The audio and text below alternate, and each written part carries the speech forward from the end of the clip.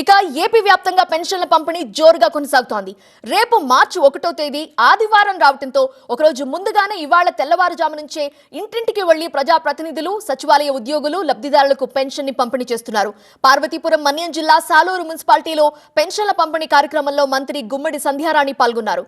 లబ్ధిదారుల ఇళ్లకు నేరుగా వెళ్లి పెన్షన్లని పంపిణీ చేశారు మంత్రి.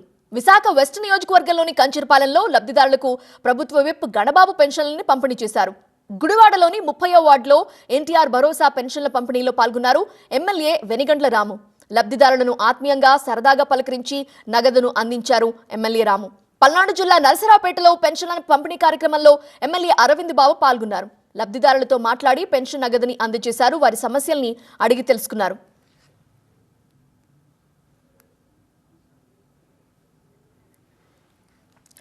ఏపీలో రాష్ట్ర వ్యాప్తంగా ఒకరోజు ముందుగానే పెన్షన్ల పంపిణీ కార్యక్రమం కొనసాగుతోంది. వారంతా కూడా కొత్తగా పెన్షన్లు పొందిన వారికి కూడా అందజేస్తున్నారు. స్థానికంగా ఉన్న ఎమ్మెల్యేలు, సచివాలయ సిబ్బంది ఒకరోజు ముందుగానే లబ్ధిదారుల ఇంటికి వెళ్లి ఒక్కొక్కరికి పర్సనల్ గా ఆ పెన్షన్ ని పంపిణీ చేస్తున్న దృశ్యాలు మనం చూస్తున్నాం. ఏపీ వ్యాప్తంగా పెన్షన్ల పంపిణీ కార్యక్రమం షురూ అయింది.